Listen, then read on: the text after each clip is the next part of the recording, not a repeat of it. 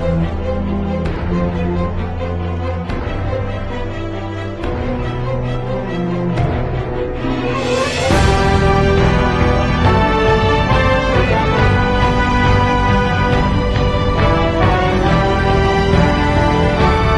dari radius 10 km, sekarang kita 2 meter.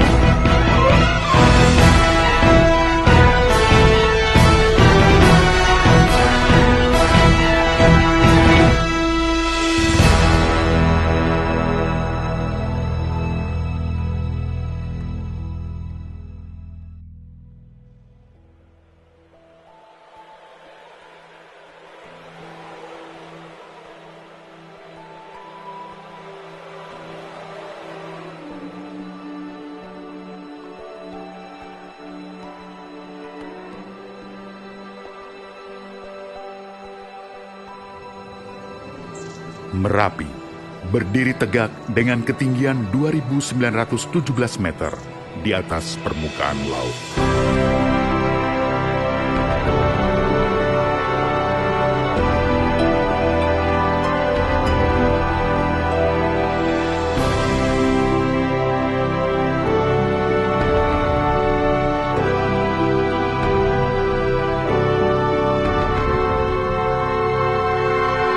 Terletak di antara daerah istimewa Yogyakarta dan Provinsi Jawa Tengah, meliputi 4 kabupaten, Sleman, Magelang, Boyolali, dan Klaten.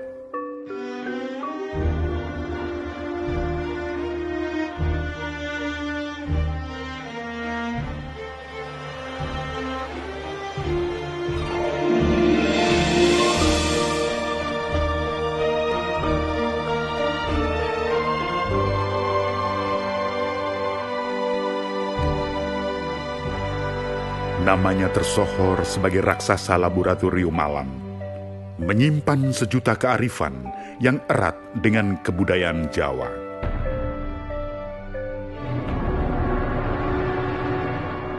Keberadaannya menjadi titik awal perkembangan peradaban di Jawa sejak abad ke-8. Geliatnya seolah menjadi pertanda zaman.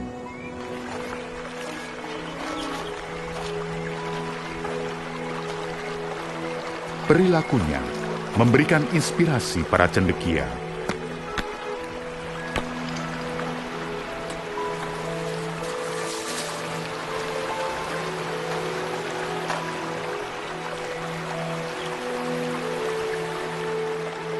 Kondisi alam membuatnya kaya akan nilai-nilai kehidupan. Ratusan ribu manusia menggantungkan hidup pada sumber daya yang terkandung di dalamnya.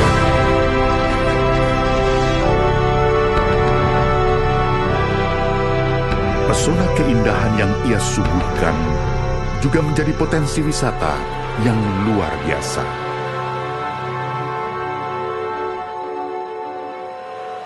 Namun, di balik sejuta kearifannya, Merapi menyimpan potensi bahaya yang mampu meluluh lantakkan peradaban.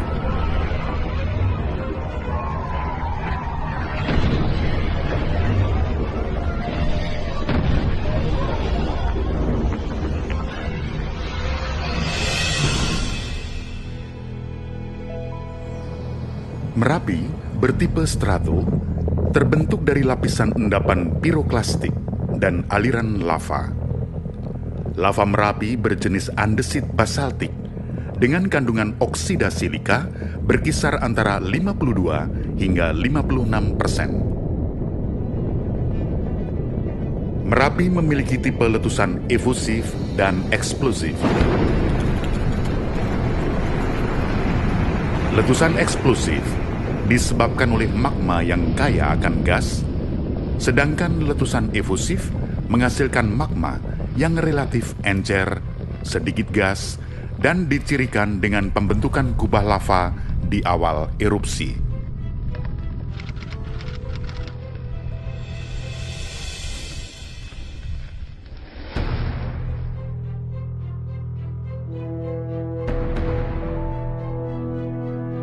Berdasarkan catatan sejarah, sejak tahun 1768, Merapi meletus hampir 100 kali.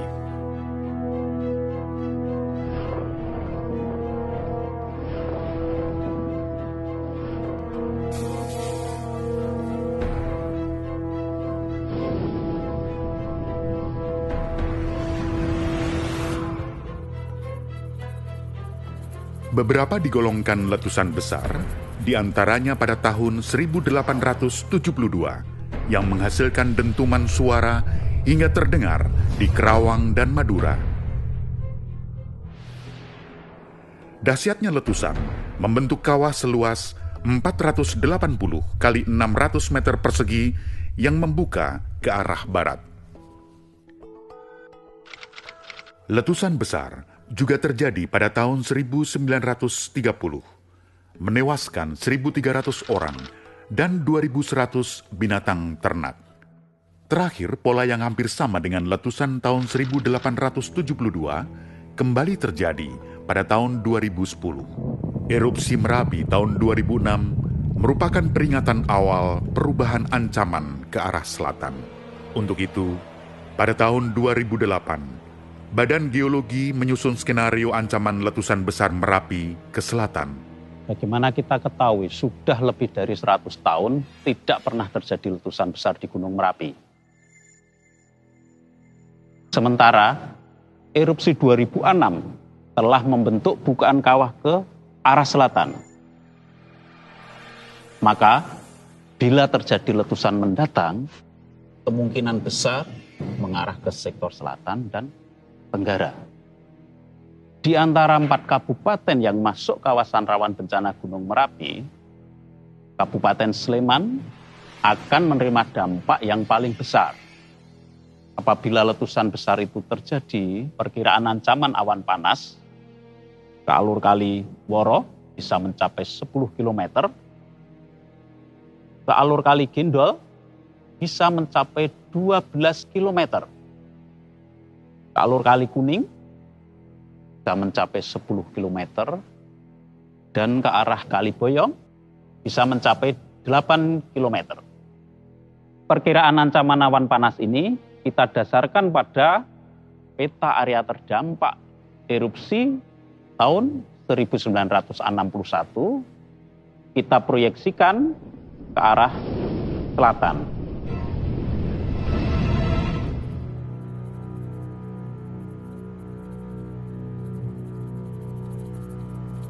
Gejala peningkatan aktivitas Merapi terjadi pada akhir tahun 2009, ditandai dengan munculnya suam vulkanik pada tanggal 31 Oktober 2009 yang terulang kembali pada tanggal 9 Desember 2009. Suam merupakan serangkaian gempa vulkanik beruntun dalam waktu singkat. Suam vulkanik beramplitude besar, menyebabkan terjadinya rekahan tubuh gunung karena adanya pelepasan energi yang besar. Memasuki tahun 2010, Merapi terus menunjukkan peningkatan aktivitas. Dalam kondisi normal, asap sulfatara yang keluar dari Merapi berwarna putih tebal, berbau gas belerang. Namun saat itu, asap berwarna putih kecoklatan, bertekanan kuat, sehingga asap berbentuk tegak ke atas.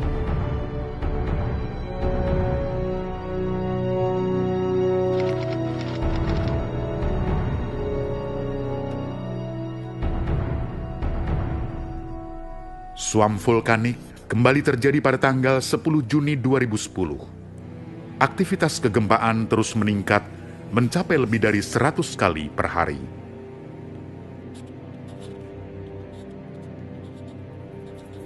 Akibat tekanan magma, tubuh gunung mengalami pembengkakan atau deformasi mencapai 15 cm per hari. Suhu sulfatara di puncak mencapai 550 derajat Celcius. Kondisi ini membuat status Merapi ditingkatkan dari normal ke waspada pada tanggal 20 September 2010. Aktivitas Merapi meningkat tajam. Jumlah gempa melebihi 200 kali per hari. deformasi mencapai 30 cm per hari dan laju percepatan terjadi secara signifikan. Hal ini tidak lazim. Hasil pengamatan visual guguran lava masih jarang terjadi dan perubahan morfologi kubah belum tampak. Padahal biasanya dalam kondisi seperti ini, guguran lava meningkat tajam menandai terbongkarnya kubah lava lama.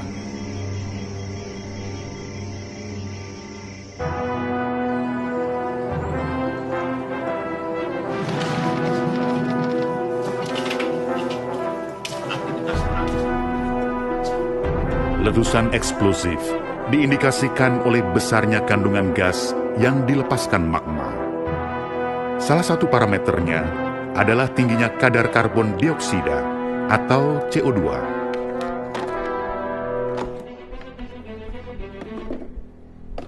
Untuk itu, keputusan beresiko harus dijalankan petugas dengan melakukan pendakian misi khusus sampling gas vulkanik pada tanggal 19 Oktober 2010.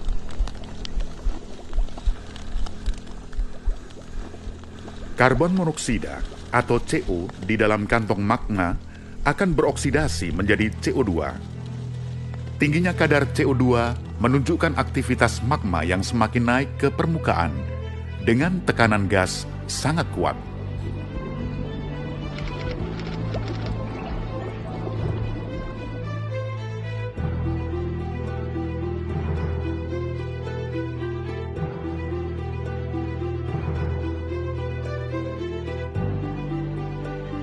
Hasil yang diperoleh dari sampling gas mengejutkan. Kadar CO2 mencapai 60%. Hal ini menjadi pertimbangan utama untuk menaikkan status aktivitas dari waspada menjadi siaga pada tanggal 20 Oktober 2010 pukul 5 sore.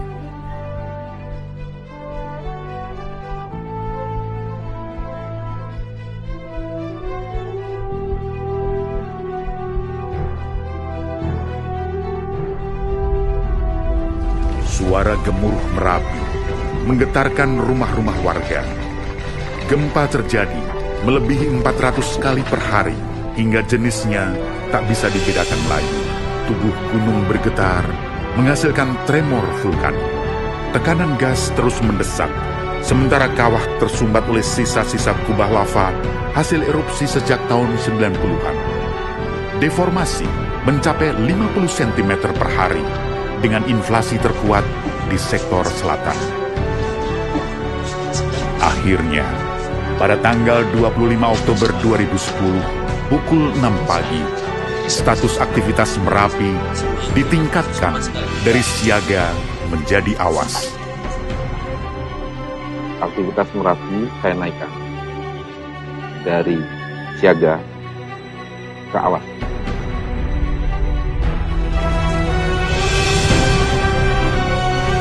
Keluar dari radius 10 km, sekarang sudah diinstruksikan agar seluruh pengaman tergugat keluar dari radius 10 km. Suasana mencekam. Hujan abu menyelimuti kawah sekitar Merapi. Gemuruh perut Merapi terdengar hingga radius 60 km dari puncaknya. Magma terus bergerak mendekati permukaan, mendesak keluar, mencari titik terlemah.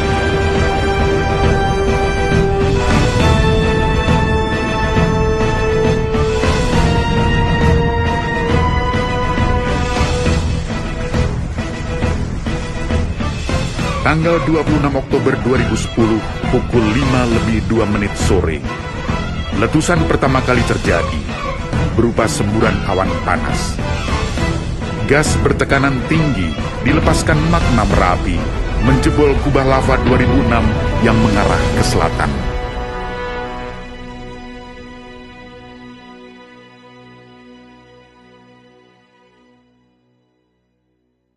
Semburan gas terjadi secara mendatar, mengeluarkan material lembut seperti debu dan pasir halus yang melampaui dusun Kinaharjo, dan letusan ini disebut directed blast dengan jarak 8 km. Akibatnya, 39 korban tewas, termasuk tokoh adat terkenal Juru Kunci Merapi, Mbah Marijan. Tanggal 29 Oktober 2010, Merapi kembali bergejolak, menyemburkan awan panas yang cenderung membesar. Rentetan awan panas terus-menerus terjadi. Emisi gas sulfur dioksida mencapai 500 ton per hari. Terbentuk kubah lava dengan volume 3,5 juta meter kubik hanya dalam waktu beberapa jam. Tanggal 5 November 2010, kubah lava yang baru terbentuk, mendorong keluar hingga memicu terjadi awan panas yang menjangkau hingga 15 km ke arah Kali Gendol. Inilah puncak erupsi Merapi.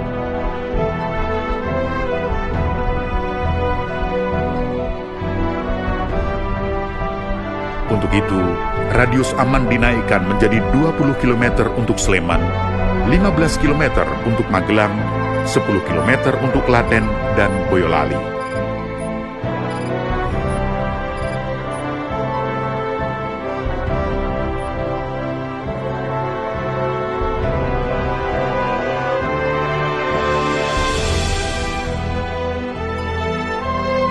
Akibat adanya isu, Merapi akan meletus lebih besar lagi. Pengungsi yang awalnya berjumlah 200.000 melonjak hingga 400.000 jiwa yang tersebar di 600 titik pengungsian.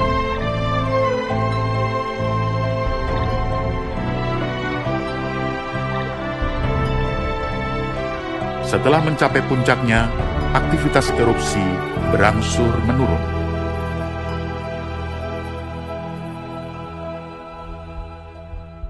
Akibat letusan dahsyat ini, 3.000 rumah habis tersapu awan panas Merapi. Pohon-pohon tumbang.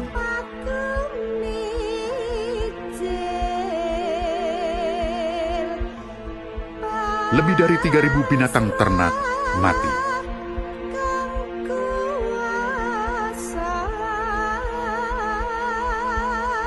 ...398 jiwa ditemukan dalam kondisi tak bernyawa.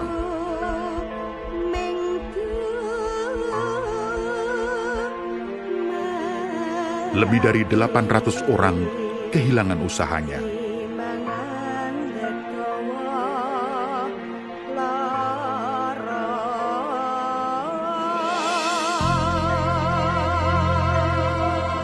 Perekonomian lumpuh. Kerugian material mencapai 3,5 triliun rupiah.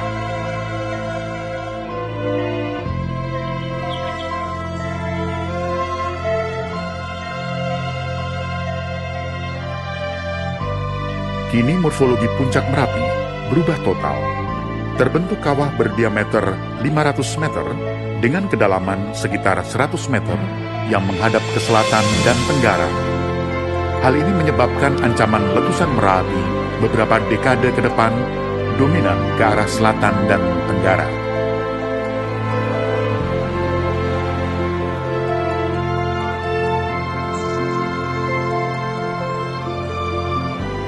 Letusan ini memiliki indeks kualitas letusan VEI berskala 4. VEI adalah Volcano Explosivity Index, yang menunjukkan skala ukuran kuantitatif suatu letusan gunung api. VEI 4 menghasilkan material letusan lebih dari 100 juta meter kubik. Jutaan meter kubik endapan material yang disisakan Merapi masih menjadi ancaman sekunder bagi masyarakat. Guyuran hujan mengalirkan material yang tak kalah dahsyat. 10 sungai di sekitar Merapi menjadi jalur aliran lahar yang menghanyutkan 22 jembatan dan memutus jalur transportasi Jogja-Magelang.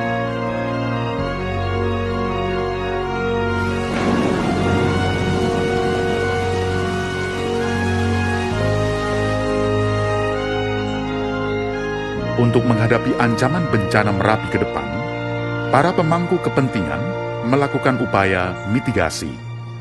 Di antaranya, melakukan perubahan tata ruang wilayah yang berbasis mitigasi bencana. Mengacu pada Undang-Undang Nomor 26 Tahun 2007 tentang penataan ruang dan Undang-Undang Nomor 24 tentang penanggulangan bencana, kawasan rawan bencana Gunung Merapi berada di kawasan lindung dan budidaya. Oleh sebab itu, penataan ruang harus bisa menjamin rasa aman dari ancaman erupsi dan kerusakan lingkungan yang berpengaruh terhadap sumber daya Merapi. Dengan demikian, konsep ini diharapkan mampu memperkecil risiko bencana di masa yang akan datang. Upaya mitigasi juga dilakukan dengan penguatan kapasitas masyarakat melalui kegiatan wajib latih penanggulangan bencana dan pembentukan sistem peringatan dini untuk pemantauan lahar dan aktivitas Merapi di titik rawan bencana.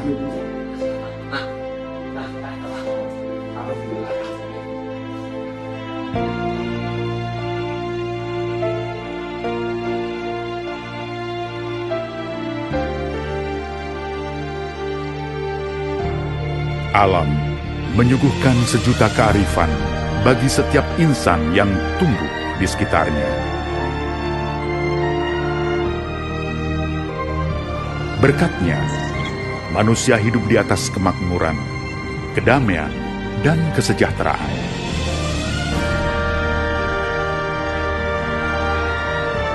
Keduanya saling berdampingan demi sebuah ikatan harmoni yang saling bersinergi.